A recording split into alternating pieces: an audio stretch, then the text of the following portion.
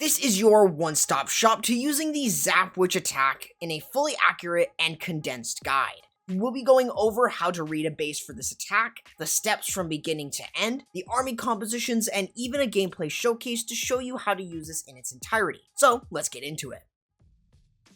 So reading a base for ZapQuake is incredibly easy. How you always want to look at it is look for a base that has 2 to 3 multi-target Infernos. Then you also want to look at where the Giga Town Hall is placed, the 3rd Inferno, and the Eagle Artillery. Typically, they should be in around a line to where you can easily remove them with the heroes and the log launcher. Now keep in mind that because this is a spam attack, you will be using your lightning to remove 2 of those Infernos, which will then leave you with the log launcher to easily move through. Typically you want to go through the middle of the base since it makes it easier on your witches on the flanks. If you are attacking from one side of the base, then you might want to consider bringing in super wall breakers or regular wall breakers to open up compartments that weren't opened up by your log launcher.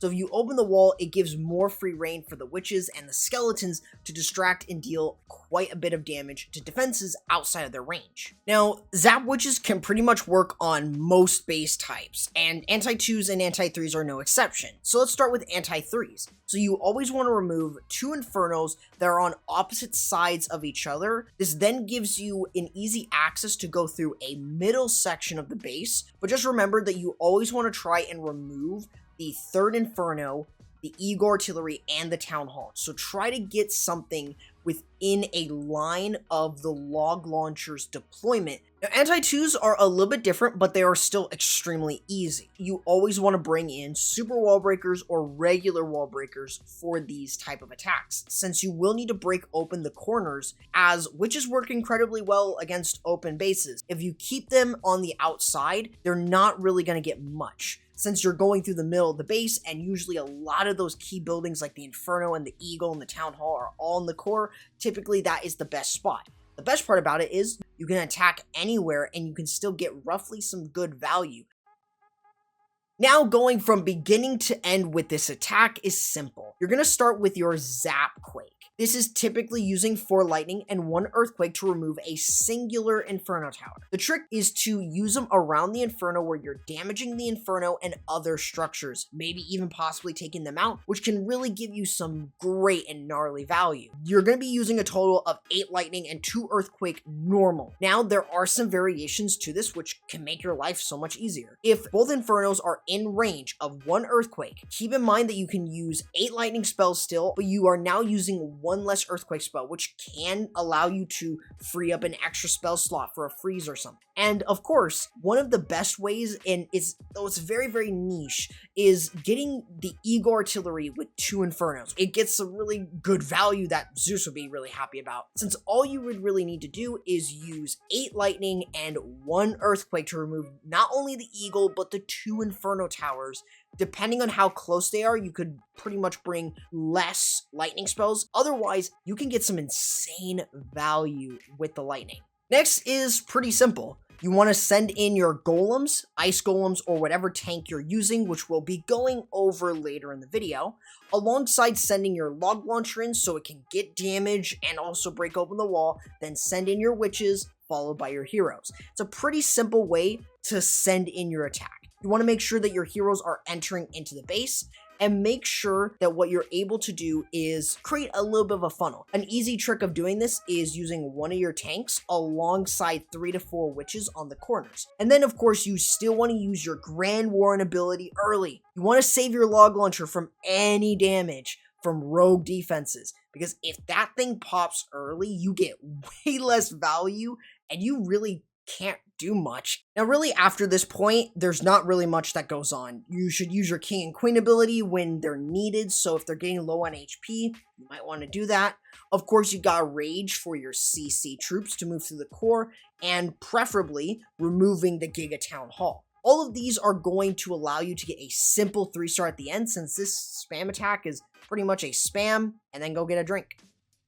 Now, since this army is mostly used at Town Hall 11 and Town Hall 12 where it absolutely shines, let's give you some army compositions for you to use. The links to them are in the description. Usually in the CC, you will be bringing 1 to 2 Yetis or an Ice Golem and P.E.K.K.A, which is my personal preference, with a Rage and Log Launcher. But let's also break them down so you can modify these as well. Now, of course, you should always bring 90 to 100 housing space worth of tanks. This can be golems, supergiants, ice golems, or even yetis if you want to do that. Now, the rest of your army is mostly going to be containing witches, and then any leftover spots will be cleanup troops. But that's not all. You can bring in the use of super wizards, which work really well against chainable bases, but also super archers, which have a really far range, which is really good for witches, and they can really snipe some structures which witches won't be able to hit, which makes them actually pretty viable with them.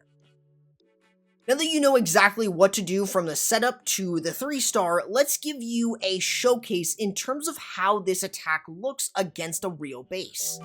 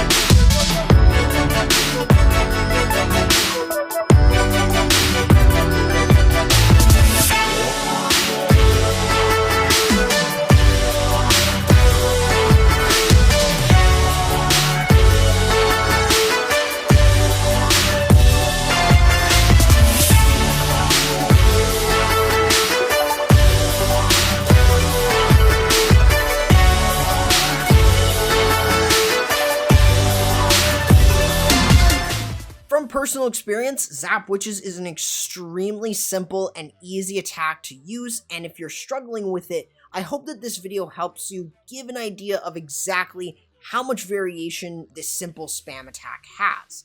Now, of course, if you want to see more content like this, because I have enjoyed making this type of content, it seems like you guys enjoyed the hybrid guide, then I wanted to do this one as well. It seems really fun. Consider subscribing and ringing the bell. And if you haven't checked it out, consider checking out my hybrid video if you haven't done so. Otherwise, I'll be catching you in the next video. Corrupt, signing out.